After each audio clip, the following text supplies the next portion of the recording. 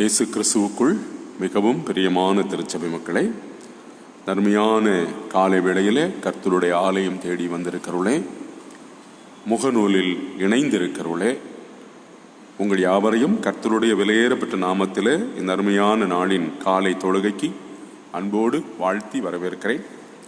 கர்த்தர் தம்முடைய மிகுந்த கிருபையினாலே நம்முடைய வாழ்க்கையில் ஒரு புதிய மாதத்தை, 6வது மாதத்தை கடவுள் தந்து இன்று 4ஆம் நாளையும் இந்த வாரத்தின் கடைசி நாளாகிய சனிக்கிழமையும் கர்த்தர் தந்திருக்கிறார்.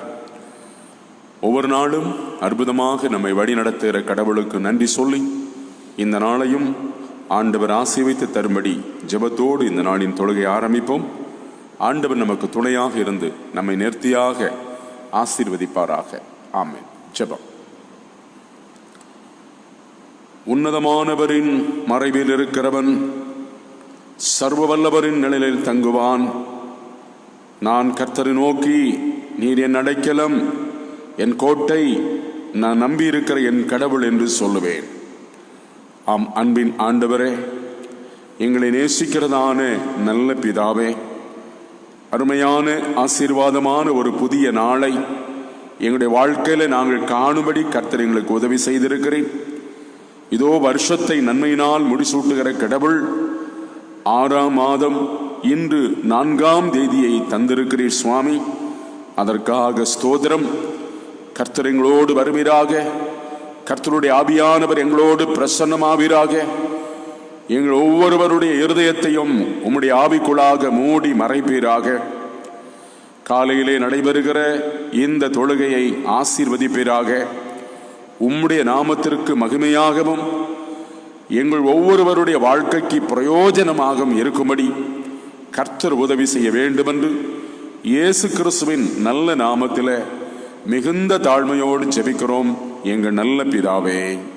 ஆமென். நமது ஆரம்பம் பிதா, குமாரன், பரிசுத்தாவி நாமத்தில் உள்ளது. ஆமென். கர்த்தருக்கு துதியாக.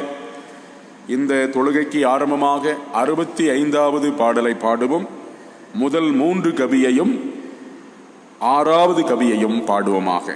ஆத்துமமே என் முழு உள்ளமே உன் ஆண்டவரை தொழுதேத்து என்ற பாடலிலே முதல் 3 கவியும் கடைசி கவி 6வது கவி.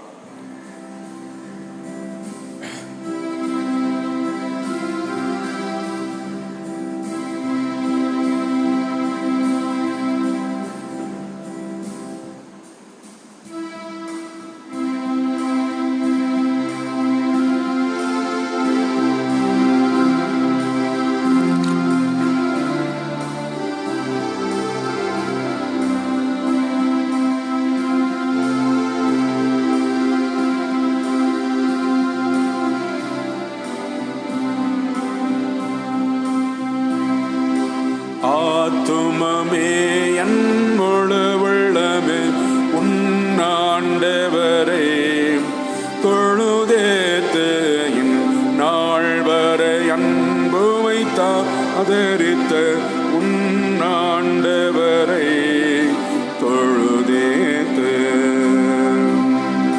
போற்றிடும் வானோர் பூதல துள்ளோர் சாற்றும் தற்கரிய தன்மையுள்ள போற்றிடும் வானோர் பூதல துள்ளோர் சாற்றும் தற்கரிய தன்மையுள்ள உன்னாண்டவரை தொழுதேத்து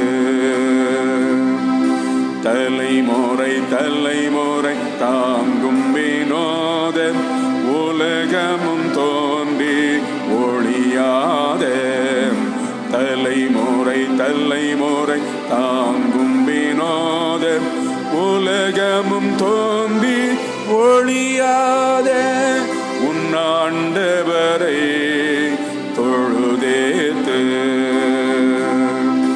தினம் தினம் உலகில் நீ செய்வல்லவான வினை ஒரு தருளும் மேலான தினம் தினம் உலகில் செய்வல்லவான வினை ஒரு தருளும் மேலான உன்னாண்டவரை தொழுதேத்து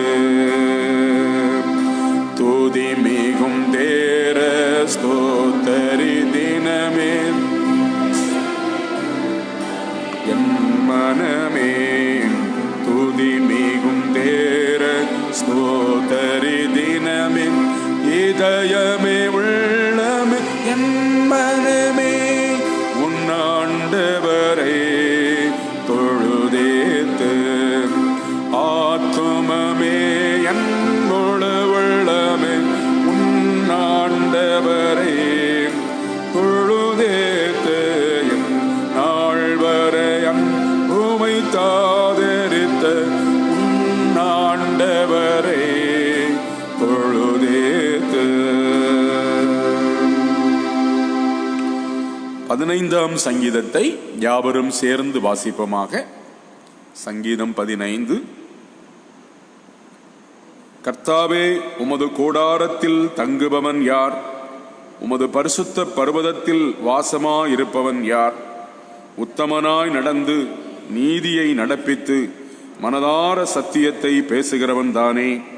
அவன் தன் நாவினால் புறங்கூறான், தன் தோழனுக்கு தீங்கு செய்யான், தன் அயலானுக்கு விரோதமான நிந்தையை தூற்றித் தெரியான். வீணனை அவன் மதியான், கர்த்தருக்கு பயந்தவர்களையோ கனம் பண்ணுவான். ஆணையிட்டதில் தனக்கு நஷ்டம் வந்தாலும் மாறாதிருப்பான். தன் பணத்தை வட்டிக்கு கொடான், குற்றமில்லாதவனுக்கு விரோதமாய் பரிதானம் வாங்கான். இப்படி செய்கிறவன் என்றென்றைக்கும் அசைக்கப்படுவதில்லை என்பது. பிதாவுக்கும் குமாரனுக்கும் பரிசுத்தாவிக்கும் மகிமை உண்டாவதாக. ஆதியிலும் இப்போதும் எப்போதுமான சதா காலங்களாய் இருக்கிறபடியே ஆமேன். அமருவோம். இன்றைய நாளுக்காக குறிக்கப்பட்ட திருமறை பகுதிகளை முறையாக வாசிக்க கேட்போம். முதல் பகுதி நிருப வாக்கியமாக அமைந்திருக்கிறது.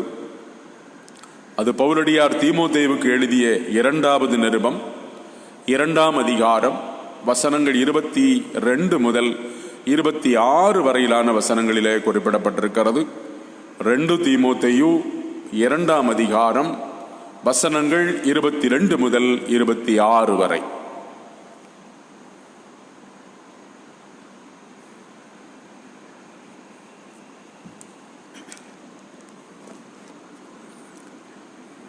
இரண்டு தீமோத்தேயு 2ஆம் அதிகாரம் வசனங்கள் 22 முதல் 26 முடிய. அன்றியும் பாரியத்துக்குரிய இச்சைகளுக்கு நீ விலகியோடி சுத்த இதயத்தோடே கர்த்தரை தொழுது கொள்கிறவனுடனே நீதியையும் விசுவாசத்தையும் அன்பையும் சமாதானத்தையும் அடையும்படி நாடு. புத்தியீனமும் அயுக்தவுமான தர்க்கங்கள் சண்டைகளை பிறப்பிக்கும் என்று அறிந்து அவைகளுக்கு விலகியிரு. கர்த்தருடைய ஊழியக்காரன் சண்டை பண்ணுகிறவனா இராமல் எல்லா இடத்திலும் சாந்தமுள்ளவனும் போதக சமர்த்தனும் தீமையை சகிக்கிறதுமாய் இருக்க வேண்டும். எதிர்பேசுகிறவர்கள் சத்தியத்தை அறியும்படி தேவன் அவர்களுக்கு மன திரும்பலை அருளத்தக்கதாகவும் பிசாசானுடைய இச்சையின்படி செய்ய அவனால் பிடிபட்டிருக்கிற அவர்கள் மறுபடியும் மயங்க தணித்து அவன் கண்ணிக்கு நீங்கத்தக்கதாகவும் சாந்தமாய் அவர்களுக்கு உபதேசிக்க வேண்டும் என்பது.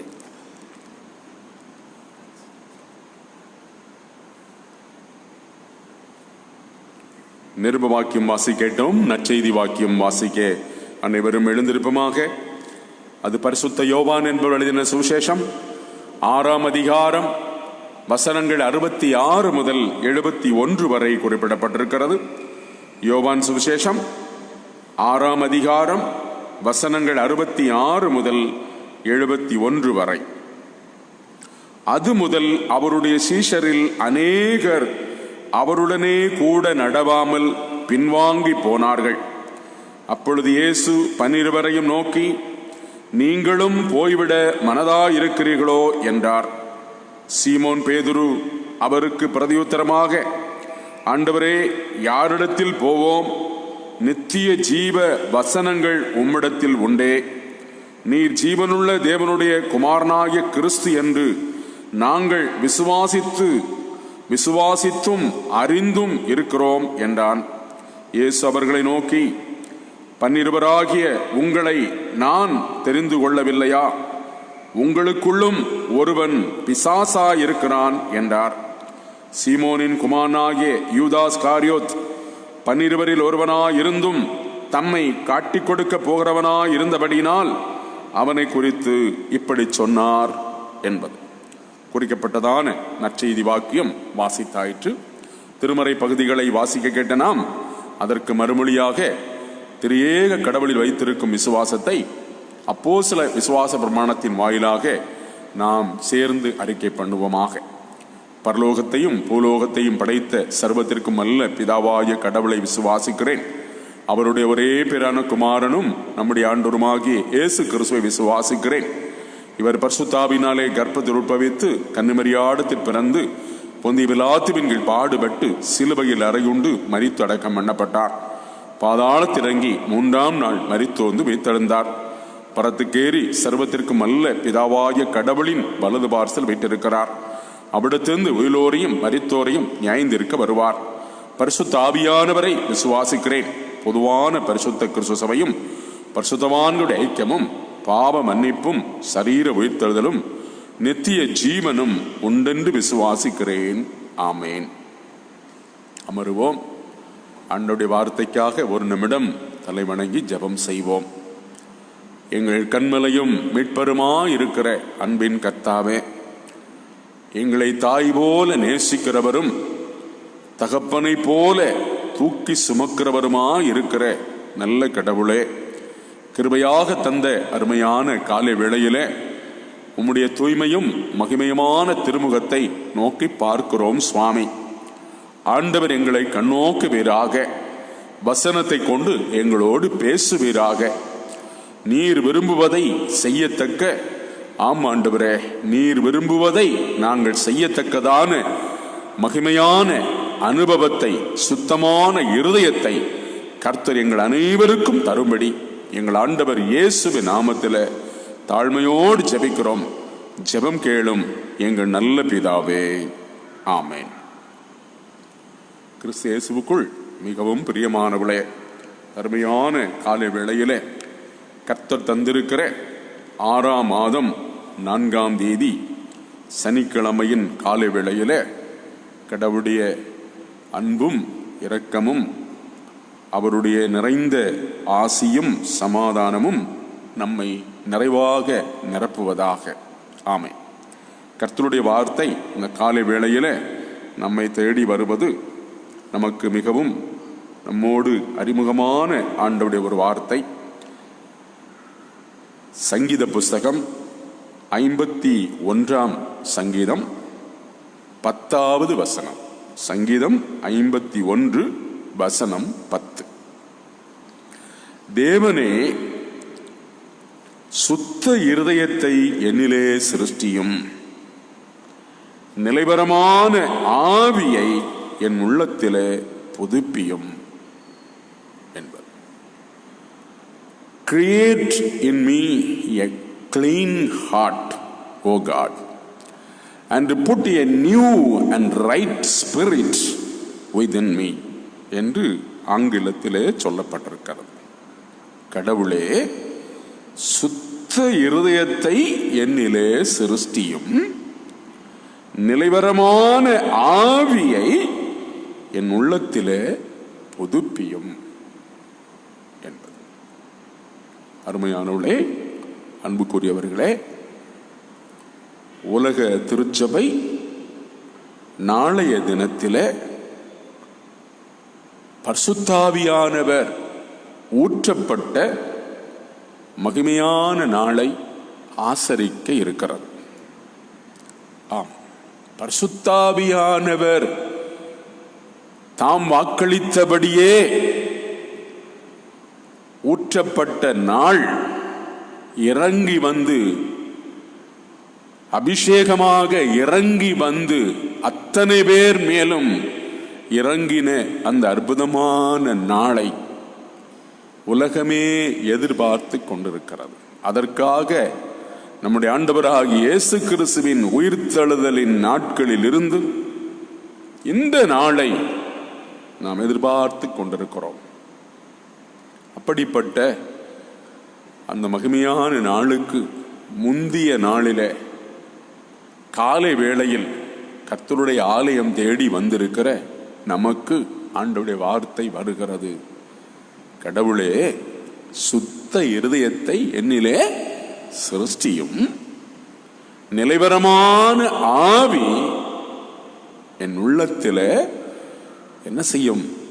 தங்கும்படி, என் உள்ளத்தை புதுப்பிக்கும்படி கிருபை செய்யும் என்கின்றதான ஒரு அருமையான வார்த்தை. அன்புக்குரியவர்களே, பாசத்துக்குரியவர்களே, உலக வரலாற்றிலே குறிப்பாக தமிழகத்திலே ஆட்சி புரிந்ததான அரசன் கட்டபொம்மன். கட்டபொம்மனை காட்டி கொடுத்தது படைத்தளபதியாக இருந்த எட்டப்பன். அந்த வரலாறு நமக்கு நன்றாக தெரியும். கூடவே இருந்து காட்டி கொடுத்தவன், ஆங்கில பிரிட்டிஷ் அரசுக்கு காட்டி கொடுத்தவன். அதனால் கட்டபொம்மன் என்ன செய்யப்பட்டான்? தூக்கிலிடப்பட்டான். இயேசுவோடு இருந்த மனிதன் யூதாஸ். அந்த யூதாஸ் இயேசுவோடு இருந்து ஆண்டவர் இயேசுவை காட்டி கொடுத்தான். 30 வெள்ளிக்காக காசுக்காக காட்டி கொடுத்தான். கடைசியிலே உலக ரட்சகராக வந்த இயேசுவானவருக்கு கிடைத்த தண்டனை சிலுவை மரணம். சிலுவை மரணம். இந்தியாவில் மறக்க முடியாத தலைவர்களுள் ஒருவர் மகாத்மா காந்தியடிகள். காந்தியடிகளை சுட்டுக் கொன்றது அவரோடு நேரடியாக இருந்தவர்கள், நேரடியான பாதுகாப்பிலே இருந்தவர்கள். பிரதமராக இருந்த இந்திரா காந்தி அவர்களை சுட்டுக் கொண்டது நேரடி பாதுகாவல் பணியில் இருந்தவர்கள். ராஜீவ்காந்தியை கொலை செய்தவர்கள் கூடவே இருந்து வரவேற்றவர்கள். அருமையானவர்களே, அன்புக்குரியவர்களே, நம் ஆண்டவராகிய இயேசு கிறிஸ்து பாரத்தோடு சொல்லுகிறார் தம்முடைய அப்போஸ்தலரை பார்த்து, நான் உங்களை தெரிந்து கொள்ளவில்லையா? நான் உங்களை தெரிந்து கொள்ளவில்லையா? அப்படி இருந்தும் உங்களில் ஒருவன் பிசாசா இருக்கிறானே, என்னை காட்டிக் கொடுக்கிறவனா இருக்கிறானே, இருந்திருக்கிறானே என்று சொல்லி ஆண்டவர் என்ன செய்தார்? மனவேதனைப்பட்டார். இதற்காகவா நான் உங்களை தேர்ந்தெடுத்தேன்? இதற்காகவா நான் உங்களை அழைத்தேன் என்று சொல்லி ஆண்டவர் கவலைப்படுகிறார். அவருக்கு துக்க நேரம் நேரிடும் பொழுது அவள் எல்லாரும் என்ன செய்தார்கள்? எல்லாரும் அவரை விட்டு ஓடிவிட்டார்கள்.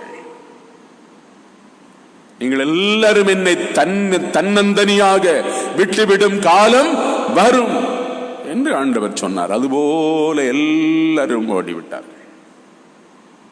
கடைசியிலே இயேசுவானவர் சிலுவையிலே அறையப்பட்டார். ஆம், அருமையானவர்களே, அன்புக்குரியவர்களே, ஆண்டவர் சிலுவையிலே வெற்றி சிறந்தார். வெற்றி சிறந்த ஆண்டவர் மீண்டும் மீண்டும் இறங்கி வருகிறார். அப்படிப்பட்ட ஒரு ஒருங்கிணைந்த நிலையை திருச்சபைக்குள்ளே உருவாக்க வேண்டும், உலகத்திற்குள்ளே உருவாக்க வேண்டும் என்று சொல்லி ஆண்டவர் என்ன செய்கிறார்?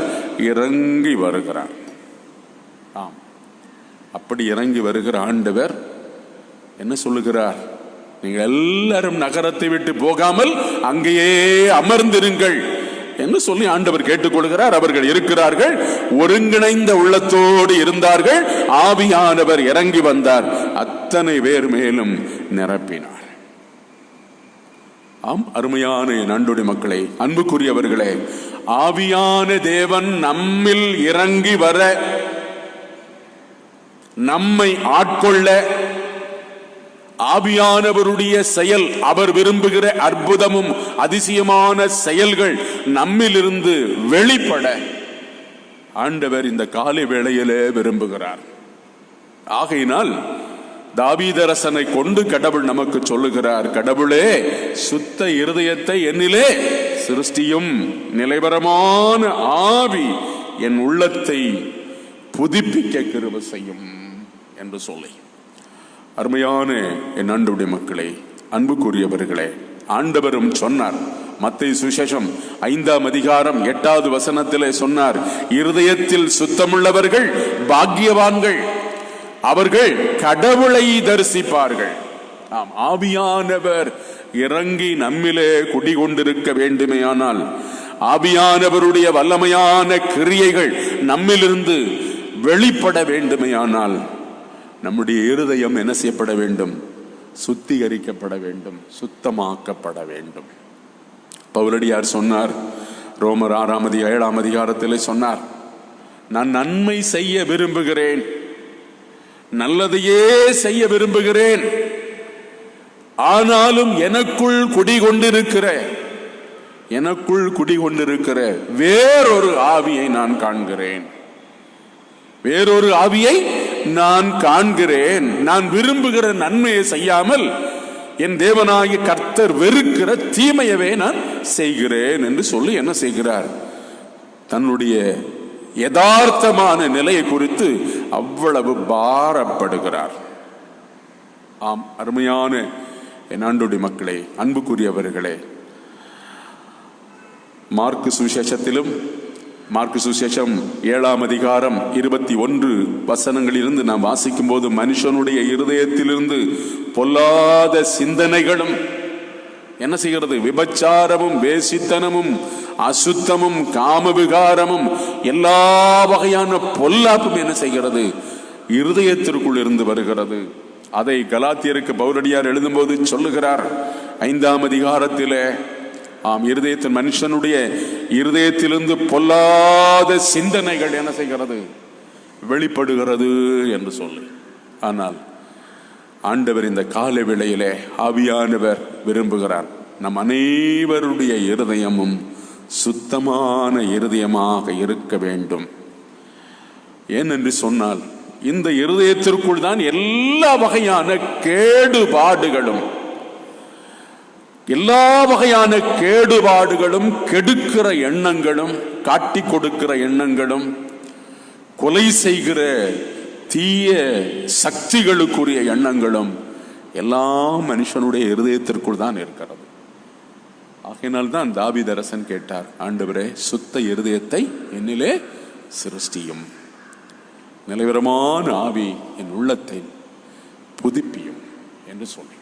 ஆகையினாலே தர்மையான காலை வேளையிலே, நாளைய தினத்திலே ஆண்டவர் தம்முடைய ஆவியானவரை ஊற்றப்படுகிற அந்த மகிமையான நாளை காண்பதற்கு காத்து கொண்டிருக்கிற நீங்களும் நானும், உலக திருச்சபையும் ஆண்டவரிடத்தில் கேட்போம், ஆண்டவரே, எங்களுக்கு சுத்த இருதயத்தை தாரும், நீர் விரும்புகிற இருதயத்தை எங்களுக்கு தாரும். எங்களுடைய இருதயங்கள் எல்லாம் கேடுபாடு நிறைந்தது, தீட்டும் அசுத்தமும் நிறைந்தது, எல்லா வகையான பொல்லாப்பும் எங்களுடைய உள்ளத்திலிருந்து தான் என்ன செய்கிறது?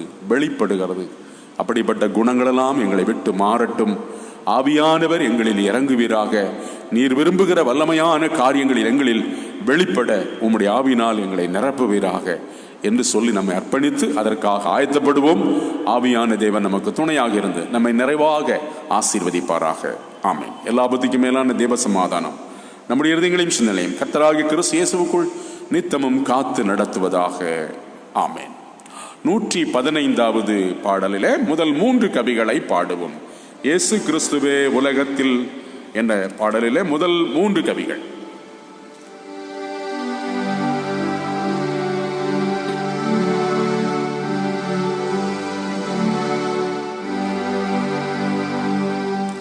இயேசு கிறிஸ்துவே உலகத்திலே கெட்டு போனவருக்கான நீயோமோ ஏரோமான இரட்சகர் நீரே இயேசு கிறிஸ்துவே, என்னை மீட்க நீர் ஜீவனை விட்டீர். குற்றத்தை எல்லாம் குலைக்க நைத்தீமாய்க்கு மறைக்க எனக்காக நீர் ஜீவனை விட்டீர். எங்கள் மீட்புக்கு லோக தோற்றத்து நீ வார்த்தை தந்தீர், மாதையில் பிறந்தீர். பாவிகளுக்கு மீட்புண்டாயிற்று.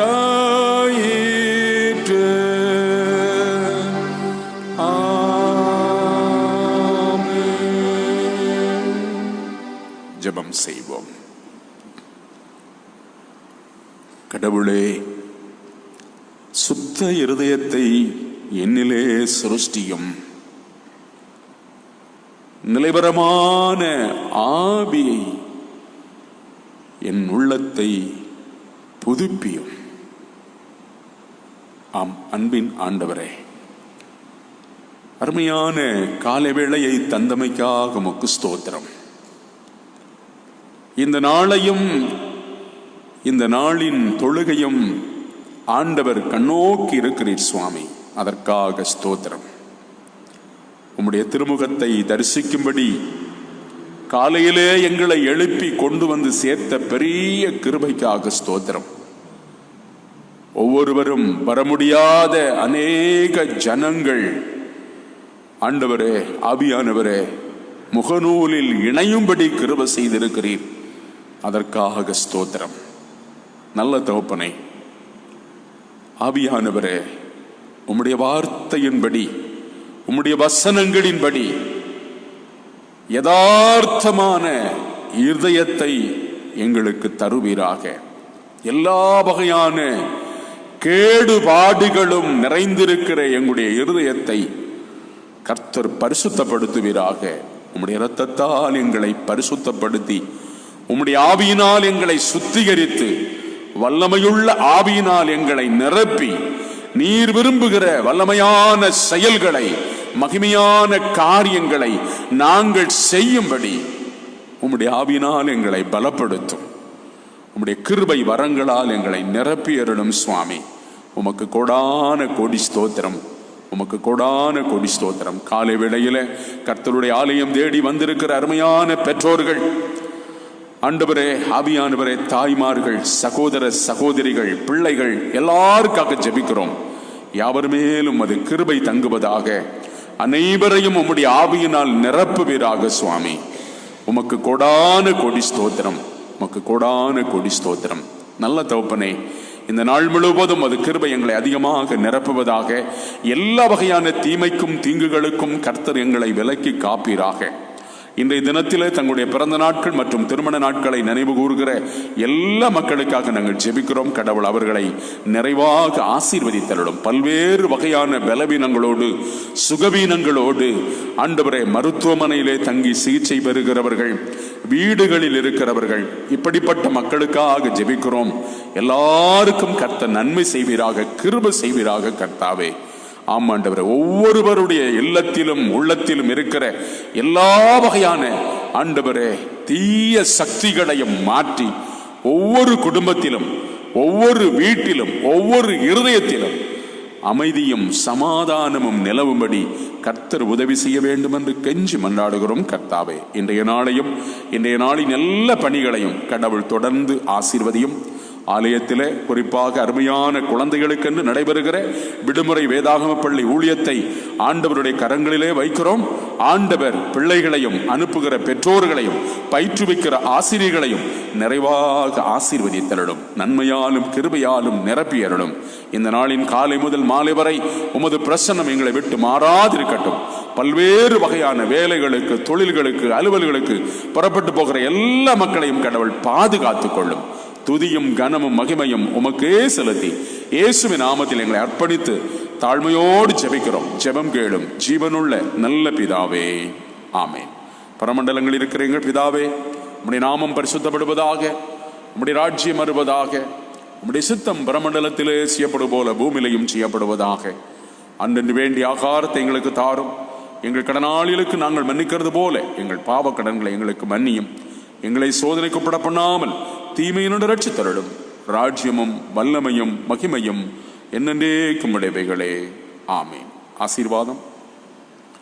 நம்முடைய கர்த்தராயிருக்கிற இயேசு கிறிஸ்துவின் கிருபையும் பிதாவாகிய கடவுளின் அன்பும் பரிசுத்தாவியின் ஆளுகையும் வழிநடத்தலும் இப்போதும் எப்போதும் உங்கள் அனைவரோடும் நிறைவாக தங்கி தரித்திருப்பதாக. ஆமென். என் ஆத்துமாவே கர்த்தரை ஸ்தோதரி, என் முழு உள்ளமே பரிசுத்த நாமத்தை ஸ்தோதரி. என் ஆத்துமாவே கர்த்தரை ஸ்தோதரி, அவர் செய்த சகல உபகாரங்களை மறவாதே. ஆமேன். சமாதானத்தின் கடவுள் உங்கள் அனைவரோடும் இருப்பாராக. சமாதானத்தோடே போய் வருவீர்களாக. ஆமென்.